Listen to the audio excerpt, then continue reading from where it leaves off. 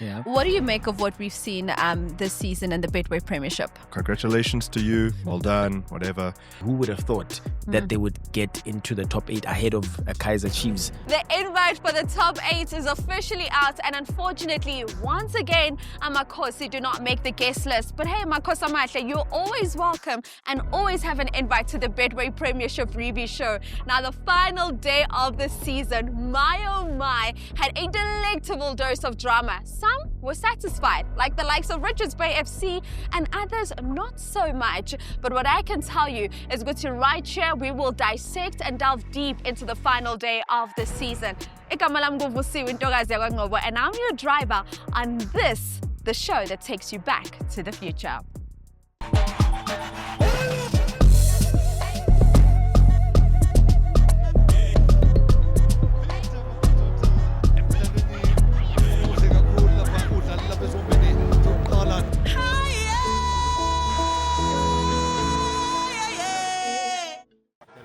That's it, folks. The inaugural season of the Betway Premiership is done and dusted. Here's what went down on the final day.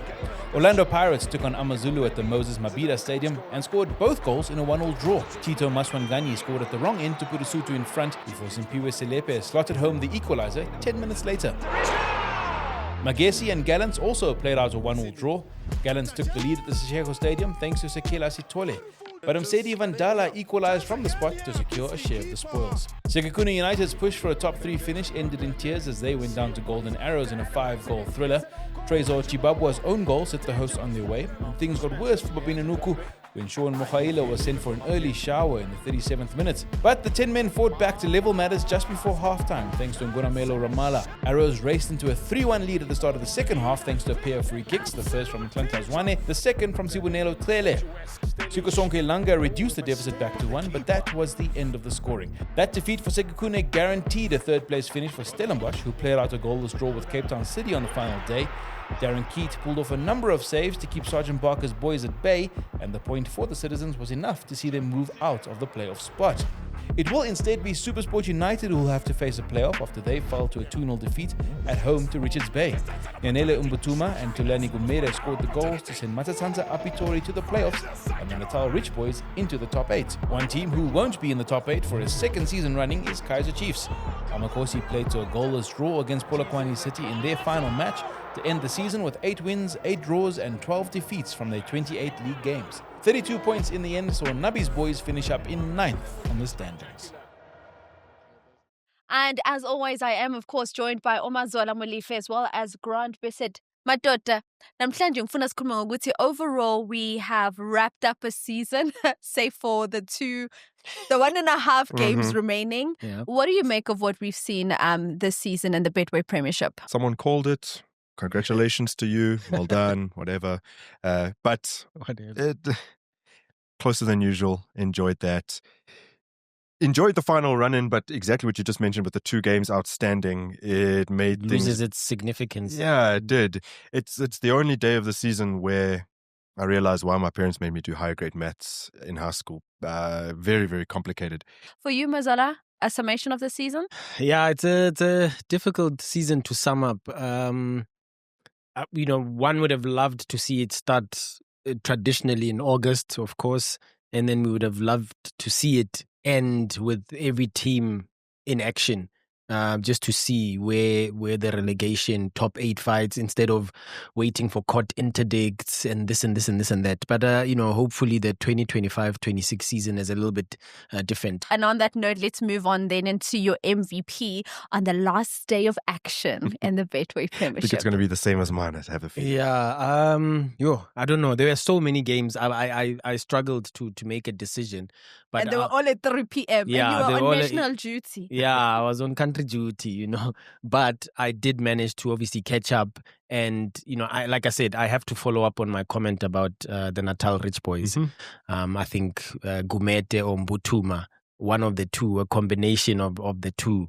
I've been raving about these players from the beginning. I think that's Gumede's second or third of the season. The second goal, yeah, and 3 overall, yeah. Should have had more this season with growth and maturity. I think he becomes a better player. The coaches will believe and trust in him. He'll gain more confidence as well. So Yanele, I salute him. But Gumete is my player of the last couple of weeks, really, for Richards Bay in that relegation dogfight. And who would have thought that they would get into the top 8 ahead of Kaizer Chiefs? Let's speak about your most valuable player, person, people, plants. I can't do the final show without bringing out a couple of 2 free kicks we saw. 2 beautiful free kicks. As far as my free kick stats go back, which is 8 years, it's only the second time in the Premiership that it's happened. The other time is that famous Royal AM beating Chiefs in their first ever meeting 4-1. With the boombox game. With the boombox, the empty stadium boombox game, that game. That's the only other time it's happened in the last decade or so. Then the 2 red cards as well, which is also something that's fairly infrequent.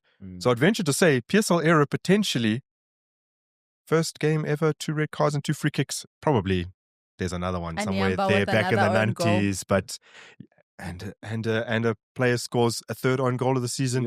It's got to be an anomaly. It's never happened before. Surely it's never happened before, and that's the whole game is my moment of the week. Golden Arrows up against Kukuna United, who were of course fighting for that 3rd place, but it wasn't meant to be. Mazola, for you? I'll go to FNB Stadium to give Puti Mohafe some credit. There's a comment he made on radio in the lead up to, what would have been a top 8 run-in, giving credit to, Pirates or whatever he said about Pirates and he loved Sundowns. Jose Ribeiro. And then the wheels came off after that. Yeah. And a lot of people thought, the wheels have come off. They've collapsed spectacularly. He's not going to make top 8, but they've done it 2nd successive season. So Puti Mohafe, that's what I'm saying. Credit to him and his technical team. Limited resources, not obviously having the funds to go out and buy big name players and replace the ones that they lose. And 2nd successive season making it into the top 8. That's a job well done there. So let's see what they do next season with some of the players coming back, even if they are able to sell them or not. But that depends whether Chairman Johnny Mohaladi picks up the phone. We'll see whether the chairman picks up the phone or not. But rise and shine, able to rise and shine and find themselves into the top 8. Now, strikers wore their scoring shoes this past weekend, except at the FNB Stadium and out in Cape Town. 11 goals were scored, and 3 of those have earned a spot in our top 3, brought to you by Betway Scores.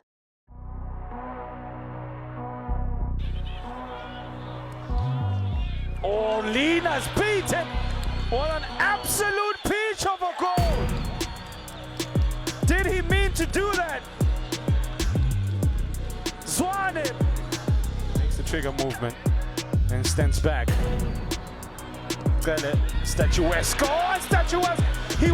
He left the keeper looking at him as if he was a statue indeed. He fell for it. All sorts of opportunities providing themselves, and is there one off the volley? No, there isn't, but there is now! Selepe bangs in an equaliser, his first goal for Orlando Pirates. Couldn't have come at a better time.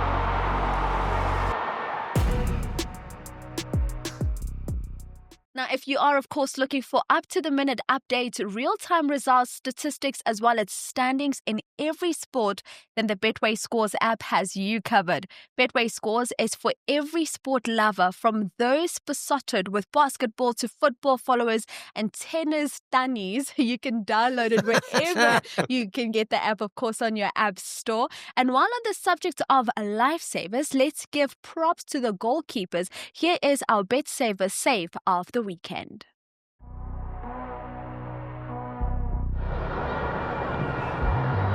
Oh! Took a big deflection on its way through. Brandon Peterson produces a great play save though.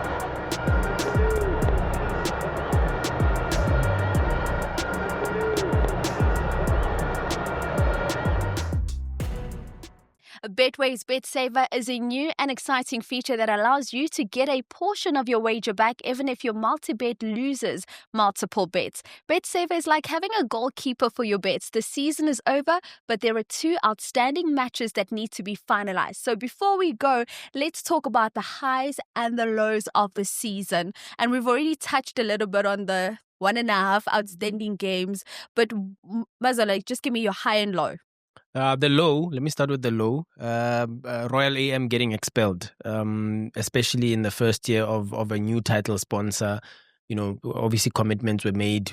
All of us would have loved to see the teams play out 30 matches instead of 28. And I think, you know, depending on which coach you speak to, Adnan Beganovic of TX Galaxy for one, being one of the teams that beat Royal AM and then losing those points, having them expunged. So that was a low light. And then obviously the court interdicts in between for Mamkize fighting for her life, essentially. But the highlights, I would say, they didn't go all the way, of course. And then Jose Ribeiro leaves with about 5 matches to spare. And, you know, it's sort of a dampener on the whole thing. I thought Orlando Pirates really ran Mamelodi Sundowns close. Sundowns were sweating. I mean, they changed the coach after 8 games or 6-7 games, depending on how you look at it. And then Miguel Cardoso coming in. So the title race, in as much as it was still finished early with it depends how you look at it.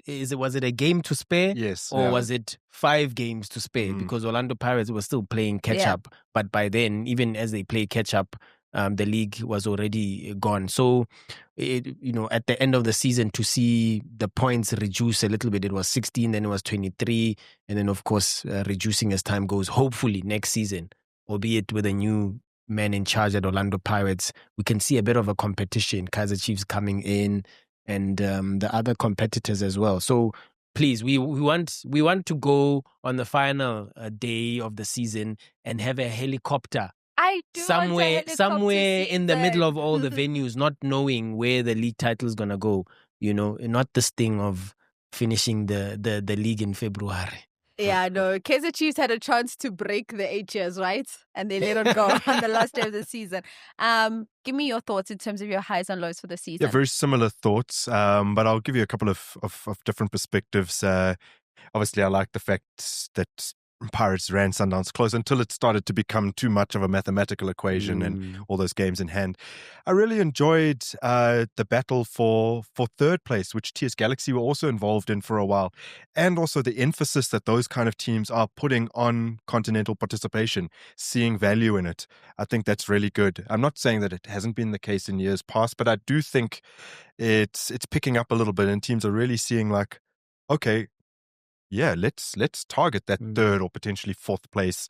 And then in terms of lows, unfortunately, I have to say Kaizer Chiefs, yes, they win a cup, but we're talking about the Betway Premiership here. And by default, because of the fewer games, lowest points tally ever, jointly the fewest ever wins they've managed, jointly the most ever defeats they've suffered, worst ever goal difference in a season in the PSL era. Out of the top 8 again. It's tied on in terms of a winless streak. Yes. With their 2001-2 season. I didn't think it could get worse than last season where they won 2 matches in the second half of the season. It's happened again. Again, 2 wins in the second half of the season. And missing out on top 8, I think it's massive. Yes, it happened for the 5th time, so it's not new. But the other times it's happened, it's been here and then it doesn't happen for 6 years. Here and doesn't happen for 12 years. It's back to back. It's the first time they've ever been out of the top 8 twice in succession. And it's got to be my low point. That's a serious low light, yeah. Okay, on that low light, as Mazola has said it, we have come to the end of our ride. We'll see each other in August when the 2025-26 season gets underway. From myself, Vusiwe Ngcobo, Mazola Molefe, as well as Grant Bisset, it's been absolutely amazing. Thank you so much. Gracias. And that is Spanish, not Italian.